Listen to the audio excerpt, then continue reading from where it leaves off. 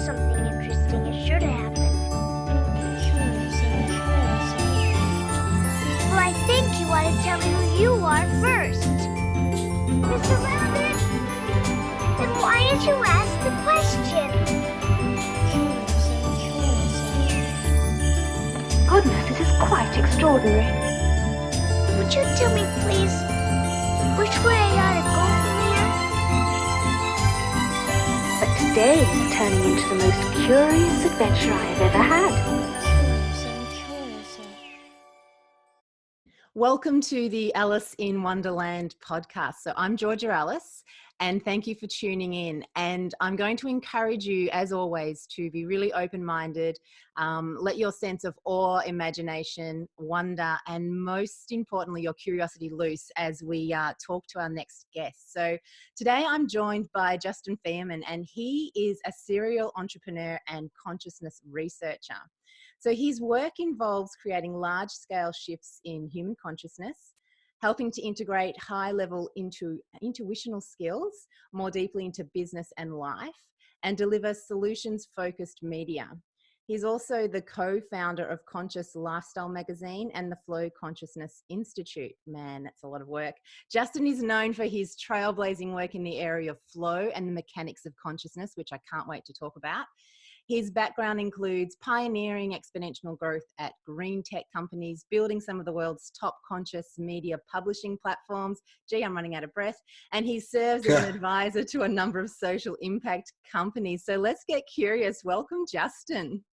Yeah, thanks so much for having me, George. I'm excited to be here. Absolutely. And I didn't do you justice. Your bio is riddled with this amazing, beautiful, all these wonderful things you're doing. And I could just have the whole podcast reading out your bio. You've done so much. So I'm really, really excited to have you here. And one of the things that I wanted to get sort of do a deep dive in is one of the articles that you wrote, but I'm not going to talk about that yet. What I'd love to do is ask you a question that I ask all of my guests. So in the theme of the podcast, Alice in Wonderland, I want you to imagine that I'm a 7-year-old girl skipping my way through Wonderland, and I bump into you. And I say, Justin, what are you doing here in Wonderland? What's your purpose? What do you do? How do you fill your days? How would you answer that to a 7-year-old girl? Yeah, I would say to the 7-year-old girl, well, you know, Alice or Georgia, I just keep going further and further down the rabbit hole because that's where all the good stuff is. And I love the name of your podcast because I was a huge fan and still am of Alice in Wonderland. And I had books with annotations in it. And I used to watch the Disney movie religiously when I was a little kid. And yeah, I mean, I feel like the goal is to stay in Wonderland and not leave. You know, that's the advice I would give the little girl. And I feel like that's what my life really is that I've always prioritized what I'm most curious about, you know, curiouser and curiouser. And I've just continually followed that no matter where it's led me. And it's given me the most incredible life I could have ever imagined. And my days are really structured like that, where I'm constantly just exploring and doing whatever feels good and whatever, you know, following my bliss, like Joseph Campbell would say. So that could be meditating, it could be surfing, it could be reading or working voraciously on a new project or paper, you know, doing consulting and coaching, advising, whatever it is. But my days are really a hodgepodge, and it's awesome. And it's never stops being exciting that way. I love what you said there, because you remind me of, you remember decades ago when the Industrial Revolution was unfolded, you know, we had these rules of you've got to be at work at 9 o'clock, you clock in at 9, and hey, just so it's convenient, we'll have you have a break at 10:30. So even if you're not hungry, you can have a break, and even if you don't need a rest, we'll give you a rest. And then at around 12:30, you can break and have lunch, and then we'll give you an afternoon break, and then you can go home at 5. What I love about what you've just said there is your life is every day is different. Yeah. There's no to it. Yeah, totally. And I mean, there's definitely like themes that run through a lot of the days, but yeah, each day is radically different. And it just keeps everything really fresh. You know, I feel like, especially in the context of flow, when we over plan things, life starts to lose its magic, and we miss those things that we can't plan for, but are waiting for us just outside of our field of view. And so, living like that allows you to stay in the magic. Allows you to bump into the unexpected, doesn't it? Yeah, definitely. And oftentimes the unexpected is the very thing you need to go further, faster. So. Yeah, I love it. We're going to have a great conversation. So I want our audience to have an understanding why I reached out to you. And I sort of hinted to that a little earlier. So I was passed on a copy of, and I've got it here in front of me, your article, which you published back in 2016, called Mapping the Evolution of Consciousness, a holistic framework for psycho-spiritual development. And if you were to see my printed copy, I have so many annotations on there and so many notes and highlights and underlines. I'm going, this man's speaking my language. So I'd love to understand what led you to actually writing that. So what was the catalyst to bring all that together? Because it's a fascinating account of, I guess, the stages that we move through as humans. Yeah. Great question. Well, thanks for the kind words too. So yeah, I think at that point, I was about 12 years deep into my, journey post awakening, whatever that means, but post snapping out of, the matrix, for lack of a better term, and really just getting curious about how reality worked, really committed to my own personal development and growth, and just having studied and researched so many things and had a lot of my own experiences and my own insights. And I felt like I had this unique perspective that I wanted to share on this journey of awakening that I saw in various places, but never like coherently put together and synthesized from all these brilliant researchers and, psychologists and different spiritual traditions and personal development, philosophies. Like I could see this theme running through all of them, but nobody had really like come and like put it together in a coherent way. So that was my motivation for doing it. And then because at a certain point, like all these concepts were floating around in my head and it all made sense. I'm like, okay, I just need to get it out on paper. And it was way more challenging to take it from there to put it on paper, as anyone's ever written a book or a long article knows. But I did, and it came through really effortlessly, actually. And I wrote that in about a week over Christmas holiday, and like right before I published it in 2016, and it just like slid right out. It was great. Yeah, and it's I think too, if we're at a level of understanding or mental complexity, what you've written there makes sense, for want of a better term. So it's almost like intuitively go, yeah, I'm getting this. This is sort of, if I look around the world around me and I look at the people in the world that I'm sharing at the moment, I can start to see that there are people fitting into these different stages. And it's not a competition or anything like that. It's more just how we're starting to evolve, I think. And you captured 8 stages. Yeah. I think you broke it down into 8 stages. So are you able to give your bird's eye view? I know it's going to be really hard because there's a lot in each stage of potentially what some of these stages are. So our listeners could potentially look at it, listen to you and go, okay, this might be where I'm at, or this could be where a colleague is at, or someone important to me in my life. And this is why we might be clashing. It's got nothing to do with, and this has got nothing to do with intellect either. Well, it has a little bit to do with intellect. A little bit, but yeah. Yeah. Could you share? Sure. Yeah. And feel free to jump in or stop me at any point, because I'll just kind of rattle. All right. I'll see how I go. Yeah. Well, and it's interesting that you say that too. And I really I try and stress that in the paper, that it's not hierarchical. I mean, in some ways it is, because obviously people are at later stages, like have a much wider lens and understanding, but there's one stage isn't better than others. And a lot of times people that are in, stage 8 and stage 3 at the same time.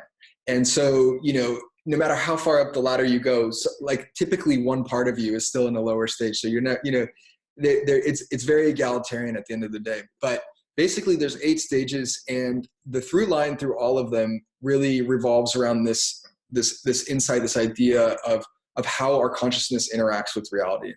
And to put it a more practical way, like how deeply we understand how much we're creating reality. And so in stage 1, right, this is on some levels, the most unconscious of what I say is like the nature of reality, which is that our consciousness is shaping our experience, and our consciousness is inseparable from everything else. And so in stage one, the stage is called Life Happens to Me. And that's painting the picture that we believe that things are happening to us. And it's externalization, meaning we disassociate ourselves from having anything to do with the cause of what's happening. We're blaming other people. It's the government, it's taxes. It's because I wasn't born into a wealthy family, whatever it is. We're not taking responsibility for our lives or our ability to co-create it, right? So that's stage one. And this stage is usually engendered by a lot of fear, because when people are in that space where they don't believe that they have any, agency, or they're putting the blame on other things, well, if you're not creating the experience or circumstance, then you can't control it. And therefore, anything could come and get you at any time, right? The rug could get pulled out from under you. So people in this stage are oftentimes in a lot of fear, and they're trying to grasp on to different things to have security and safety, even though on some level that's an illusion. The second stage is Life Happens by Me. Okay, this is an evolution of stage one. So in Life Happens by Me, people realize, okay, I may not be able to control everything, but I can control some things. And this is where most of the world is at right now. And you see this a lot in entrepreneurs, where they're like, if I work hard and I put the time and energy in, and I learn, I can create this destiny I want. The for hustle. myself. This is the hustle at the moment. We're hearing everyone get out there and hustle. So these are those people doing the hustle. Yeah, doing the hustle. Yeah, and we need to control. Iran is a perfect example of this right now. A lot of Western countries are trying to control Iran because they perceive it as a threat. And so it's this mindset of I make it happen, control and domination, but I make it happen by my action and by my force and by my will, right? This is stage two. So life happens by me and control. Now, between stage 2 and stage 3, this is the seminal shift. This is probably the most important shift that anybody can make in their journey of awakening. There's other important shifts, but this is really the one that is like, the day and night, black and white separator between what you could say is lower consciousness and higher consciousness. Okay, in stage 3, people wake up to the fact that they're actually creating all of their experiences. Maybe not directly, but they're putting themselves through their decisions and their actions and their beliefs and their perceptions in a place at a certain time in reality, in space and time, and in that reality that they're in is their experience, and then their beliefs are coloring all the things that they're seeing and they're perceiving. So right, so everything's coming in through this filter, right? So in life, this is the life happens in me stage, meaning that we're realizing that everything that's happening externally has a source internally as well, and nothing excludes that. So these are the people that have belief systems, paradigms and views of the world that maybe they've inherited, and they're viewing the world through that. They're viewing the world through this lens of culture, potentially. Yes. Parenting, how they were brought up, education, what they've been brought up with. And even in corporate, if we're looking in corporate environments as well, it would be people looking at the lens through how we do things in business, corporate culture. Right, exactly. Like we know that different corporate cultures produce different outcomes, right? Working at Google is very different than working at Monsanto, And so different internal programming, different culture, different perception, different reality. This is the stage where we realize that. And then we say, okay, the highest point of leverage is not necessarily action, but in shifting my mindset and how I'm perceiving things and how I'm thinking about myself in reality, right? So really important stage, because now this is the first time that people end up in true agency and empowerment, and they're not actually at effect of perceived external circumstances that are outside of their control. So that's a huge shift, and all the other stages build on top of that. So in stage 4, 5, 6, 7, and 8, like that perception, that foundational perceptual groundwork is deepening into more advanced and complex insights into the nature of reality. So in stage 4, we go into life happens for me, right? So at this level, people realize, well, if I'm creating my life experience, then in some ways life is conspiring in my favor, that I'm getting exactly what I'm creating. And so that literally life is reflecting back to me exactly what I'm thinking. So if I change my thoughts, then I get a different reality. And in fact, I can program my reality. And then there's deeper layers to it, but you start to realize that nothing is actually trying to hurt you. but in fact, everything is happening for your growth and your evolution. So this is another really important step where people are like, oh, well, life is actually conspiring in my favor. Everything is here for me to learn and grow and expand and develop my consciousness. And that starts to open people up to flow. So this is the first level of flow. There's many layers of flow, but this is the first level where people are suddenly able to experience more of the Tao, where it's the Wu Wei, the path of effortless action. You're not fighting against something because there's nothing to fight against, because it's all you anyways. You just interacting with other forms of consciousness. So stage 4 is really cool. And then in stage 5, this deepens. And stage 5 is life happens through me. Right. And in stage 5, you start to realize that there is no separation between you and anything else in the universe. Right. There's literally only unity. Right. And so you're getting deeper into into different spiritual philosophies that have, talked about this for a long time, where you realize, well, if I'm creating everything and everything's conspiring in my favor, and you start to stack on some insights from quantum physics and a couple other disciplines, you start to realize, okay, that everything is happening in this grand sea of consciousness and unity. And that's a really beautiful step too. You go into deeper flow. And then in stage 6, you realize that you are consciousness, and therefore you co-create the entire universe, right? This is life is me stage.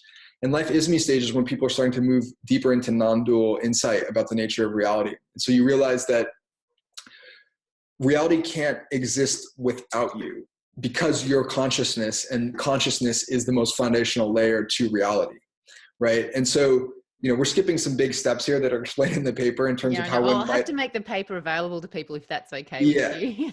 Yeah. And there, there's layers of understanding that are in between some of these larger statements, but basically you realize that consciousness is the most foundational layer of reality. And this is what most of the cutting edge of science is pointing at, and also the spiritual traditions have been telling us for God knows how long. So this is stage 6. Stage 7, okay, is I am infinite, right? And so this is the realization and the beginning of the calibration to the reality that you're truly infinite potential, and anything is possible, because if reality is created by consciousness and you're a form of consciousness, then you can do anything. You're creating all experience. So from that place, you can now begin to create whatever experience you want. And that includes things that go way beyond the boundaries of what people think is possible, right? This is where you start to get into more of the transpersonal, parapsychology, remote viewing, these expanded superhuman capacity states. This is where you start to encounter that is in level 7.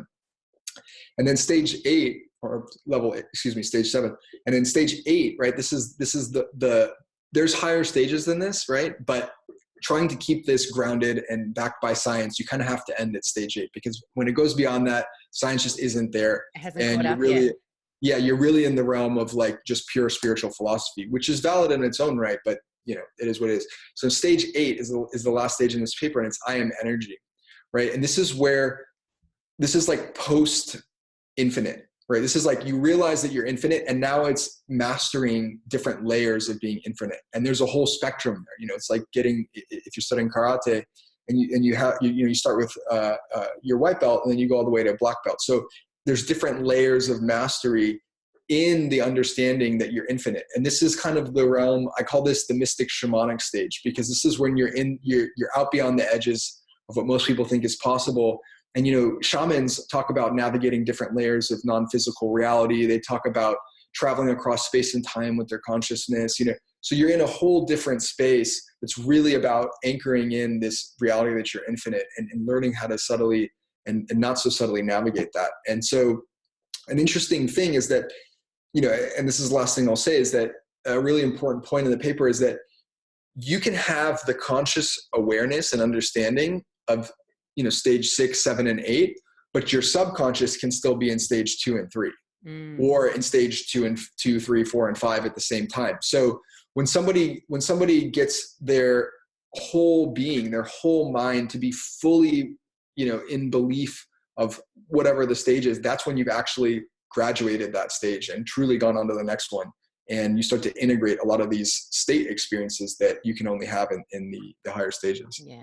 So what you're saying there is a big difference between knowing and understanding the levels, as opposed to really truly fully embodying them from a conscious, a subconscious, and I guess in the actions that you're taking, that is really embodied cognition, isn't it? You're really embodying those levels. So we could sit here and read through your article, or people could be listening to this, go, yeah, I get this, and I can go and talk to people about it, and I think that I'm at this level, which is a conscious thought, it's a conscious idea, but however, they're still running programs or paradigms at a subconscious level that are keeping them living and actually their reality at a lower stage. Yeah. And, I think it was Ken Wilber that, kind of drew this beautiful paradox. He's like, there's in a lot of Eastern traditions, you have these monks that meditate for like 15 hours a day, and they literally spend their time, hanging out on some higher plane of reality and in some sort of non-dual consciousness, but then they believe that, homosexuality is bad because that's like a cultural belief that they've taken on. And so you have this paradox where they're on one level, they're in very high levels of consciousness. On another level, like culturally, they're not even in full acceptance. Mm-hmm. And so that's kind of, a metaphor for how we can be, where it's like, when we're sitting at home on the couch meditating, it's great. But when you're in the office and your boss is yelling at you, are you still blissed out? Are you pissed off and, hoping he trips and hits his head or something, So absolutely. Yeah. And it's an interesting, I think it's an interesting journey to see the old paradigms, bubble up when we think, yeah, I'm at this level, or I'm at this stage. The ego likes us to be at a higher stage. And then we realize that, oh, damn, I'm out there in the real world and I'm yelling at people in traffic, or I'm not making conscious decisions with the products that I'm purchasing and things like that. You realize that, hey, maybe I'm not at that stage completely just yet. So how do you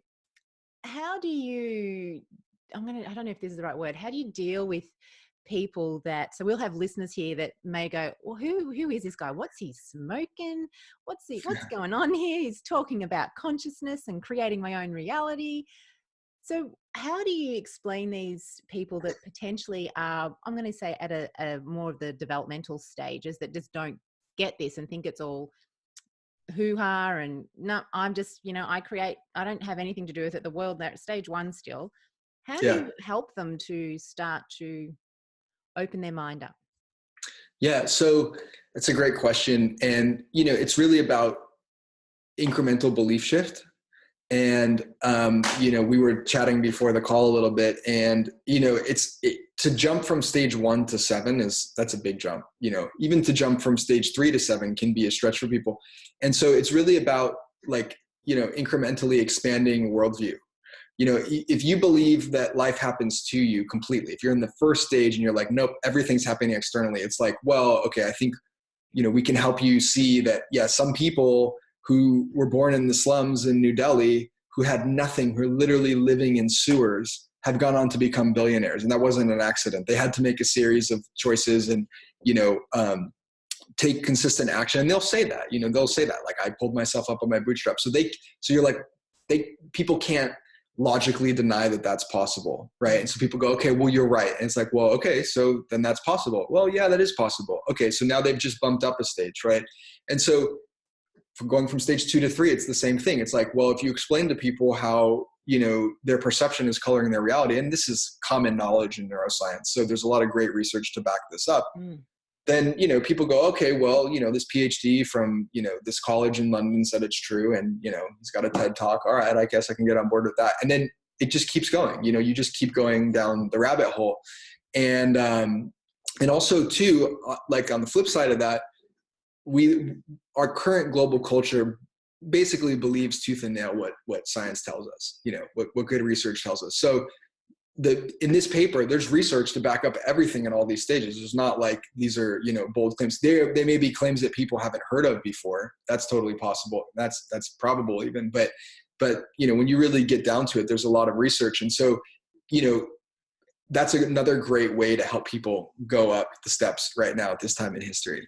Back, maybe 3,000 years ago, if you were a priest, what you said was the word, but now you need science to back it up to really help people make that shift typically. Yeah. And I'm finding that as well when, so when I originally I started my business and was teaching some of these similar principles in the corporate realm, without the proof behind it. People just thought I was some hippie chick coming in trying to tell them that, they are actually in control. They can create their reality, and they can start to, helping them to move up their level of stages of awareness. So initially I found it really difficult without the science behind it, without that. Because I was teaching from my own experience. So I then had to go down the rabbit hole and find all of the research to back it up. And once I had that science, people were paying attention. Yeah. And it's right. Yeah, it's quite interesting. I think that's part of how the paradigm runs is, if someone's got a PhD next to their name, it must be true. Which I think is also I think there's a real case for people to, yes, take on what those people are saying, those people that have done the research, but conduct your own experiments. Yeah, totally. Well, yeah. So there's 3 more ways. So those are the ways that will pretty much work every time for every person.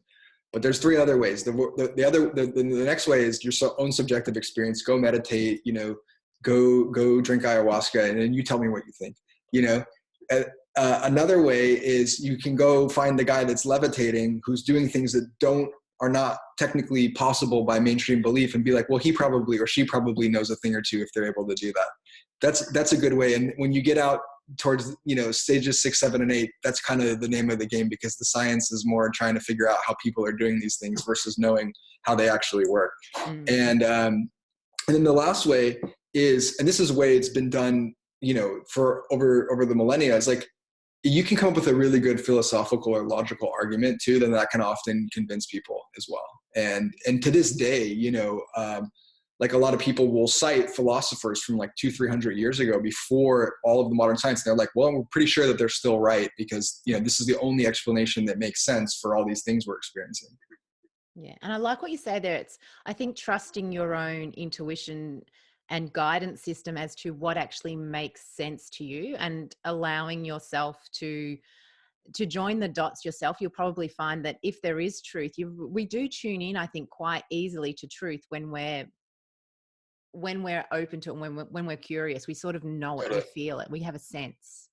And that might also help people to start recognizing, okay, I get a sense here, maybe now I'll start conduct some experiments with my own life and my own reality and see what I can create. Yeah, totally. I mean, that's, there's definitely an element to that. I mean, this is bridging over a little bit more into the work that I do with flow, but there's something to be said about your own unique perspective, what your own unique conditions for thriving.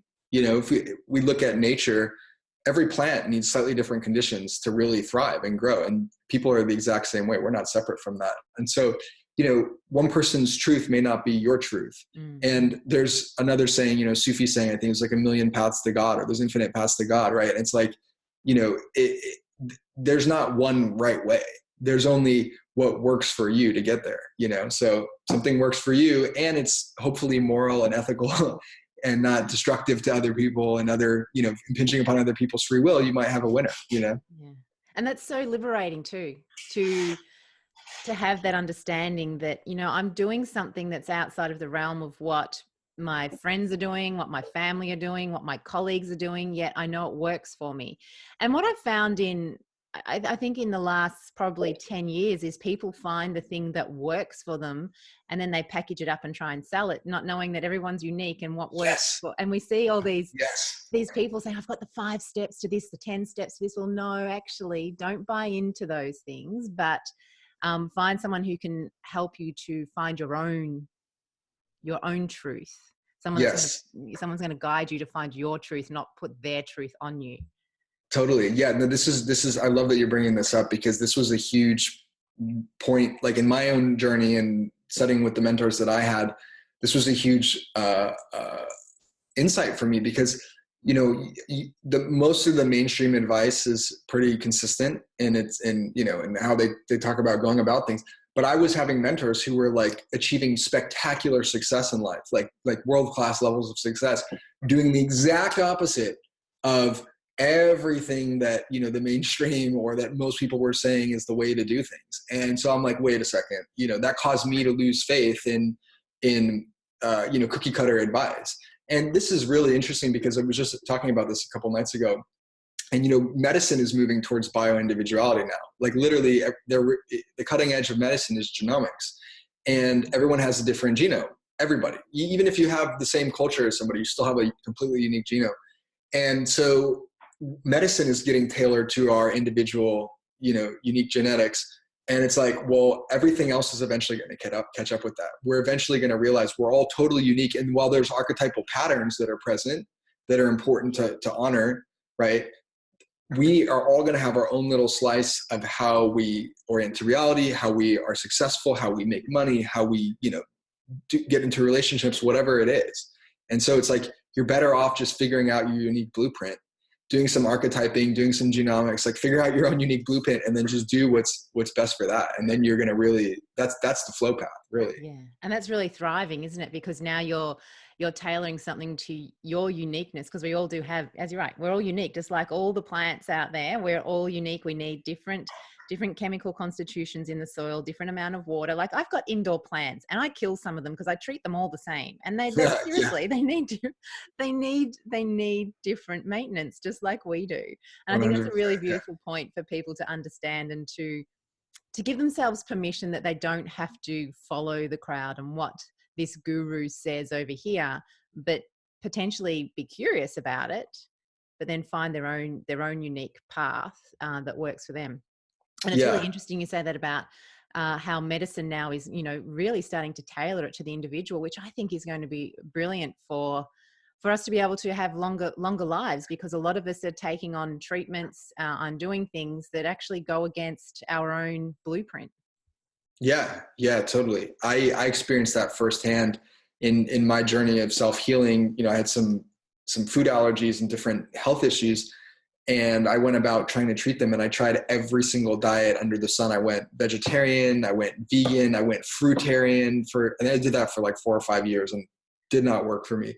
And then I really gave it a good shot, and then I went paleo, and that wasn't quite right, and keto, and then that wasn't quite right. And then eventually I realized, wait, my body's telling me what it wants. And as long as I'm not reaching for candy and stuff like that, like I just need to follow what makes me feel good when I eat it. And that's been great. Ever since I've done that, my health has gone significantly better, Yeah, that intuitive eating, we call it. But even I think that's interesting to pay attention that if you do eat something, see how your body is responding to it post digestion or as it's digesting it. What's your body doing? Is it lethargic? Is it giving you energy? Do you feel good? What's your mood? Are you getting angry? And you can start to create your own lifestyle, food lifestyle. I'm not going to call it a diet, but your own unique way of eating, and everyone's different. Absolutely. So what other things have been happening on your journey? What else brought you to what you're doing now? What's been, because just listening to you saying you're experimenting with food, I'm thinking, well, what else have you done to get to where you are? Yeah, quite a bit actually. I've got an unusually tenacious passion for this kind of stuff. But basically, what I'm really interested in now, and is like what you could call human potential, superhuman capacity, even really pushing the edges of like what's possible with this amazing, this amazing suit, machine, vehicle, whatever you want to call it, that we're born into. I think that's been my North Star through the whole journey, is that I've since I went from being in stage 1 and 2 to like waking up to stage 3, I was like, oh my gosh, so much is possible. And I just want to see how far I can take this. I want to see how deep the rabbit hole goes. And so that's led me into so many different fields, from, quantum physics to, nutrigenomics to, meditation and mindfulness, positive psychology, biology. I got my degree in environmental science. I was in entrepreneurship. And I feel like all of these things leave clues, all of these different fields and disciplines like leave clues to how reality works. And like, you may be over in one field that you think is like very specialized in science, hard sciences and math and something, but then you have like the Tao of Physics by Friedrich Capra, who's like being like, no, this is everything, and so yeah, I think it's super important to go far and wide. And I think this is, to bring it back to where we started, this is where the curiosity comes in. This is like a major access point towards flow. Like, does anybody, I don't know, do people ever really think about why they're curious about things? Like, what is curiosity? It's an interesting question. And it, in my mind and how I understand it, curiosity is your intuition being like, hey, you should really check this out and do this because there's something here for you, something important for your journey. That's your path to thriving. That's important for you. And so, you follow that, and then your path looks like this when all of the experts and telling you to go like this, but it's like reality works like this. So maybe you should do that instead, Yeah. So I don't know if that answers the question, but that's basically been how I got here and what I'm fascinated about. Yeah, because it sounds like you've taken so many dives down so many different rabbit holes, which I find fascinating because I've done the same thing. And and like you, it is this curiosity. I've had no one explain curiosity like that as being your intuition, sort of saying to you, hey, there's something for you over here. And I noticed some of the work that you're doing is actually helping businesses start to tap into that, listening to that intuition. So Yeah. what are you doing in that space? How does that work? Yeah. Well, I'm glad you took it here because this is like pretty much my favorite topic right good. now. All right. Rabbit hole opened. Let's go. Yeah. Rabbit hole open. Yeah.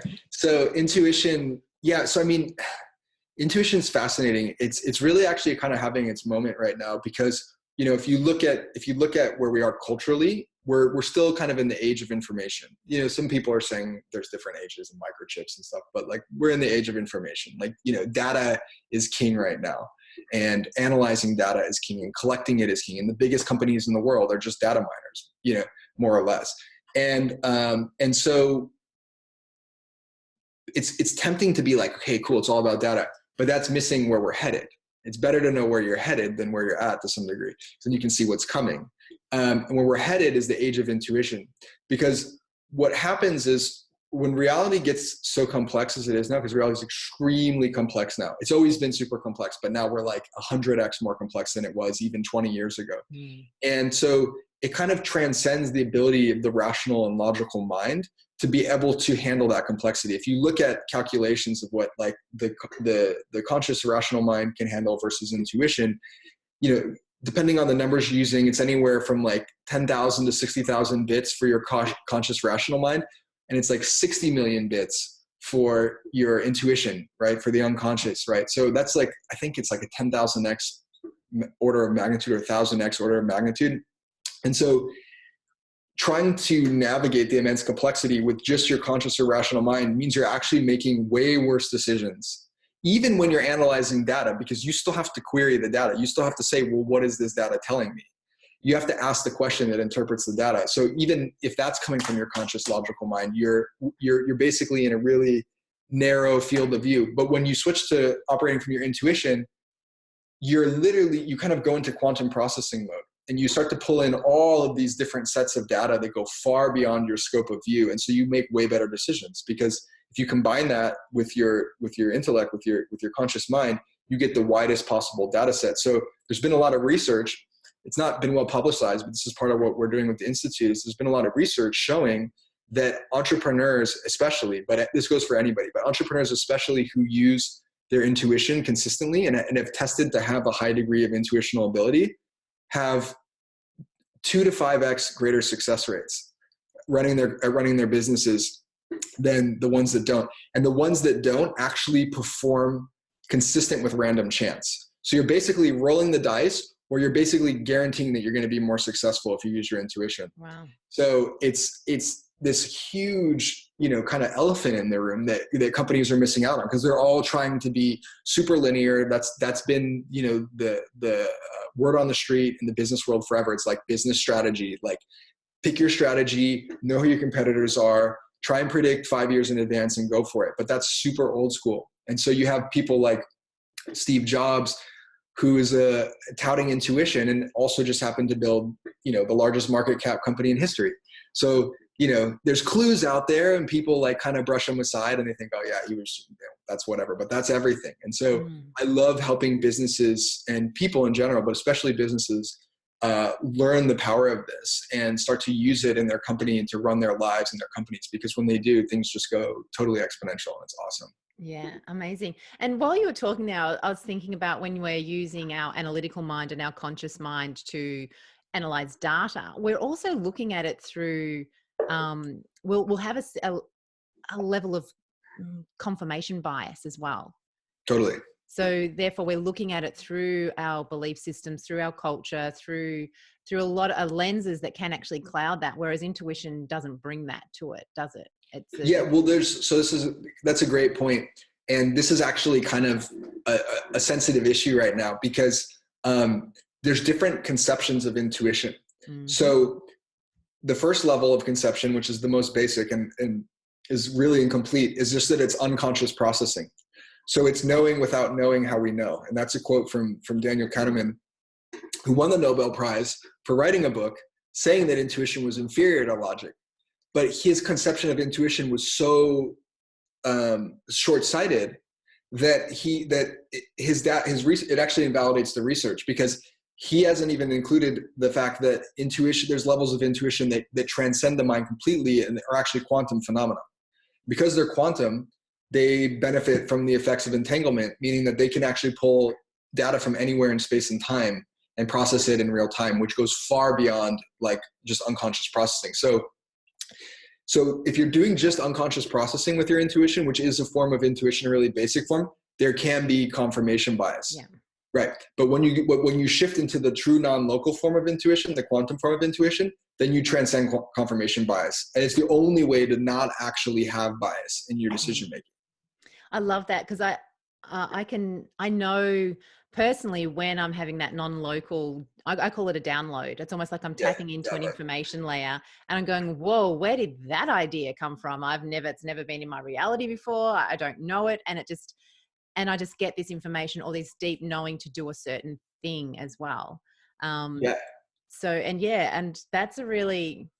I think that's a really powerful place to be playing in. And I think you're really right on what's coming next is that intuitive ability to be able to navigate the world. So for our listeners, how would is there any way that they would know whether they're tapping into the I'm going to say the lower level of intuition or the more higher quantum level of the entanglement intuition? Is there any way they would know?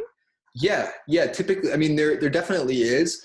And some people are more in tune with the sensation of that than others. And so that's often a starting point if you want to get good at it, is to pay attention to sensation. But we talk about in our trainings, intuitional signature, right? Or intuitional blueprint. This is kind of like, you have your thumbprint or whatever, right? Everybody has a unique intuitional signature, meaning that when we go non-local and there's a feeling that we have in our body somatically that, when we switch into coherence with the quantum field and that data flow turns on, there's a sensation associated with that. Some people experience it as like tingling or chills in their body. Some people will have like their hair stand on end. Some people will get, really unique sensation. One time we were at the Institute of Noetic Science conference doing a workshop, and one woman was like, oh, when my eyes feel like they're burning, and that's how I know. When the backs of my eyes feel like they're burning, that's how I know I'm getting my intuition. I'm like, that's a new one. I hadn't heard that before. And so everybody but the point is that everybody has a unique feeling that's associated with it. And so when you start to feel that sensation, that's how you know you're going into that download phase lock. And just starting to pay attention to when that shows up, like maybe you're driving and all of a sudden you start thinking about a good friend of yours and they call, and you realize in that moment that you actually felt a little different. Like that's the signal, and you want to learn to identify that and pay really close attention to that. And the more that you identify it, the stronger the volume turns up on that signal. You get to really become familiar with it. It's interesting because for me, and I've sort of talk about intuition at a level in some of the workshops that I run, and you're right, everyone has their unique signature of how that turns up, whether it's a sensation. But I also notice that some people have intuitive smells, some people have intuitive voices, some people see things. For me, it tends to be a little voice, a really weird little voice. And I can remember this happening to me once, because I believe, and I'd love your thoughts on this, that intuition it takes us out of our current time and space. Yeah. And it can give us forewarning. And I find that my intuition is this quiet, non-panicked voice. Whereas fear will generally be, it'd be yelling at me. Okay. So it'd be something completely different coming from a program or my fight and flight responses. Whereas the intuition is this lovely little voice that just sort of says, hey, you might want to do this sort of thing. Like I'm sort of decoding it some way. And I can remember many years ago, I took my mum away and we were out for dinner. And as I got up from the table, this little voice said, wait with your mother. And I ignored it.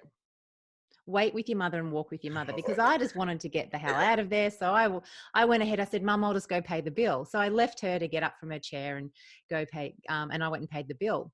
So as I'm paying the bill, there's this loud crash and bang. And my mum hadn't seen a step and she'd fallen and she ended up covered in bruises and all these things all over her. But this little voice had told me to just stay and walk with her. Yeah, right. Exactly. And I ignored it. So I don't ignore that voice anymore. Yeah. At your own peril, ignore the voice. Yeah. Yeah. So I think we can use it for business. We can use it for, just in life. It's always there, this ability to just tune in, but we ignore it a lot of the time. Yeah. This is great. No, this is super fascinating, and this is right on point. And yeah, I would, in light of your answer, I 100% agree. It's not a feeling for everybody. Like you can develop it to the point, but of that point, but you know, it's I guess I would say it's more of a quality, right? Like there's some difference between that thought and a normal thought, or there's some unique smell, or it's definitely anything to do with your senses, right? That's the domain of intuition, plus sixth sense and potentially more senses. Right. That's the domain of intuition. So sight, sound, hearing, touch, taste, all these different things, intuition can show up there. And there's a really interesting research coming out about brainwave states associated with intuition and, you know, the ability to see into the future and past and non-local things like that. And it's, you know, nature's only operating system is intuition. It's just, that's it. There's no planning, like there's no nothing, like, you know, the tree doesn't plan, okay, well, in 15 years, I'm going to be over here. The tree is just in real time, you know, working with what's there, and everything in nature is really in full presence. And the only way to do that and thrive in full presence is to be in constant intuitional sync. And like, for example, animals, right? Like birds that are able to fly in perfect sync, fish that go into, perfect sync with everyone in the school, and they're constantly moving at the same time. They're all in deep theta wave consciousness. Yeah. Almost all animals just stay in that state of theta consciousness. And humans, if you study brainwave research in humans, we're almost always in beta or maybe like light alpha.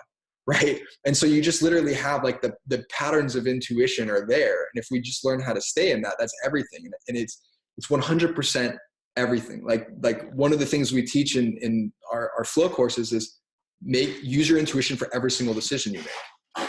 It's not just for business, it's for life, it's for everything in between. And that's really where the magic is. And that seems simple, and it is, but it's also a tall order too, because sometimes it does not make sense. Like with your mom, you know, like you're sitting there eating and you're just like, well, I'm just going to pay the bill. What's the big deal? And it's like, well, you know, here's this thing that you didn't see, but your intuition did. And if you just listened to that, you would have been at the right place at the right time. Yeah, you know? I would have been able to point out the stair in the dark room that she didn't see, or the step in the dark room that she didn't see, because I saw it. Yeah, exactly.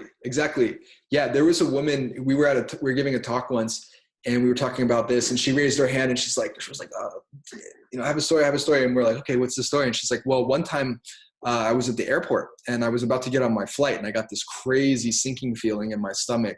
Like, you know, something bad was going to happen. I was experiencing all this fear, and it was like super intense, and I couldn't deny it. And she's like, my rational mind was like, you're crazy. Get on this flight. You paid $800 for it.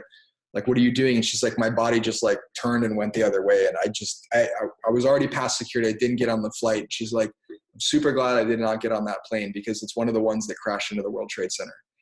And everybody got the chills. I'm getting it now again as I tell the story. And it's I'm getting them. Yeah. It's like, whoa, right? Your intuition is sensing into the future. It can sense other people's thoughts. It can sense different probability waves. It can sense everything. And so it's like, you just operate from that place. Like you're literally at the highest likelihood of success and the highest likelihood of like physical and mental and emotional safety that you could possibly be. So it's like, that's what everyone's seeking. So why not just do that all the time? You know? Yeah. Train yourself, tune into that. I've got a similar story that happened with me back in late 2008, actually.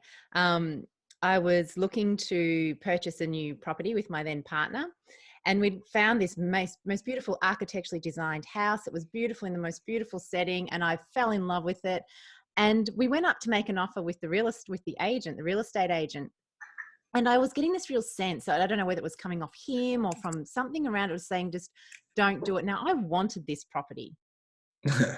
And in the end, I put it down to him being a dick, right? The real estate agent. But actually, it was part of me I think there was some uncertainty about it. So anyway, we ended up walking away from it. And because we went up there to make an offer and to sign a contract, and then I ended up not doing it. You fast forward 2 months when I would have had settlement and moved into that house. The 2009 bushfires went through that place, and the bushfires went through the time I would have been moving in. So I wouldn't have had a fire plan. I would have just been moving in, and the house was totaled. Oh, wow. That's amazing. What a gift. You think, wow. And I look back and I remember driving up there after the bushfires, and I saw the house had flattened. I went, oh, wow, that's why I wasn't supposed to buy that place. Yeah. It's incredible, right? This little feeling, right, saved you probably hundreds of thousands of dollars and like untold stress, right? Or even my life. Or your life. Yes, exactly. And if you were there, right? And it's like one little feeling, right? And that we could easily be like, whatever, but it's everything. And it's like, these moments are constantly happening. And it's like, and then on the flip side of that, the magic is when you follow them, right? And then you avoid these tragedies and these calamities and stuff like that. It's like, yeah. Oh, right. But it also leads you to good things. And sometimes I've listened to my intuition so much that sometimes you don't realize that it's it, and you can't put a lot of the good things that happen to your life down to your intuition, because it becomes a little bit second nature. You're doing things and it ends up being good. You're going, oh, that was my intuition. Now it becomes a little bit second nature to you as well. So it's really interesting that we don't train ourselves enough to work with our intuition, but also I think as a collective, a lot of people are so influenced by the outside world that they don't allow it, even though it's there. Their intuition's telling them to go a different way, yet the crowd's going over here. Yeah. Yeah. Well, I'm thinking about all the famous, billionaire investors who are like, do the opposite of what the market does, but it's true. Yeah. We live in a world that does not currently value that data very much. It's changing. There's people coming out talking more and more about it. There's research coming out. So it's this sea change, but yeah, we've been taught that, we've been taught materialism. If you can't see it, it's probably, if it doesn't exist, if you can't measure it with science, it's probably a hallucination. It's probably your imagination. It's probably not real. But I think the opposite is true, that Alice in Wonderland is much more real than we'd like to believe. And a lot of like really brilliant researchers are like, yeah, actually that's what's happening. And so, it takes courage right now. It does take courage to live that way, but you won't regret it. I can tell people that. Yeah, absolutely. There's so many more rabbit holes I'd love to go down with you, but I'm just conscious that our listeners are probably either on their commute or doing something going, oh, I need to get out of the car.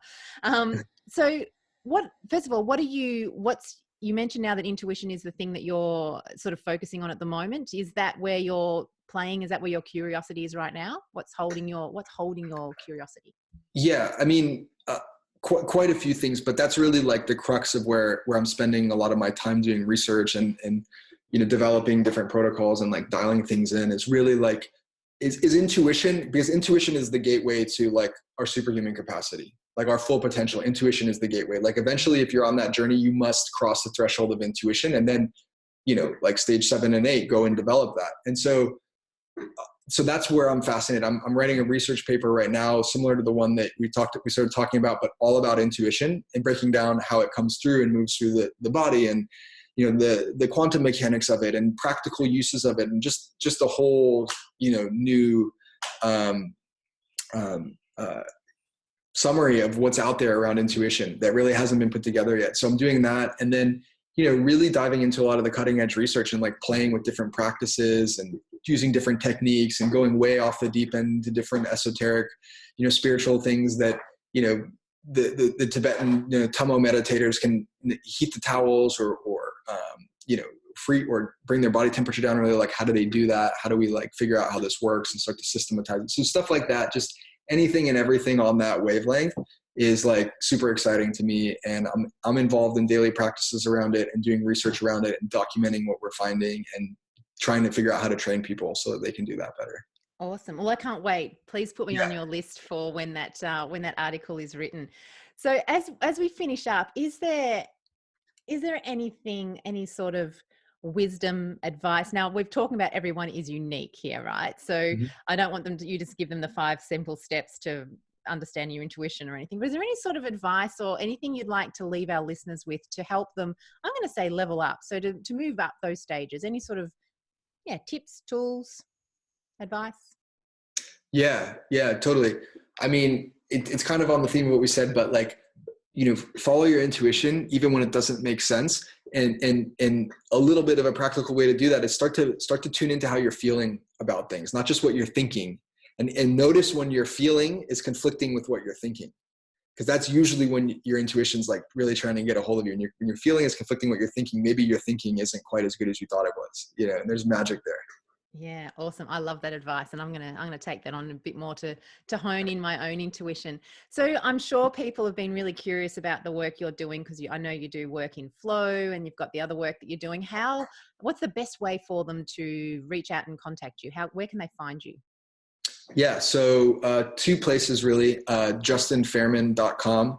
I'm finally getting around to building that out into this whole weird, wonderful world that I live in, and it's gonna have all my best stuff. So go check it out. And then also Flow Consciousness Institute.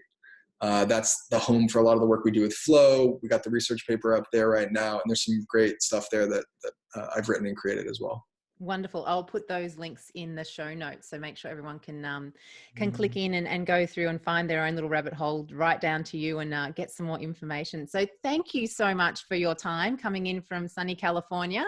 Really appreciated the chat, and I know there's so many other areas that we could have gone down, but I'm going to let you have your evening back. So thank you so much, and we'll see you probably in another rabbit hole somewhere, Justin. Thank you. Yeah, hopefully in Australia. Thanks for having me, and good to drop in. Thank you.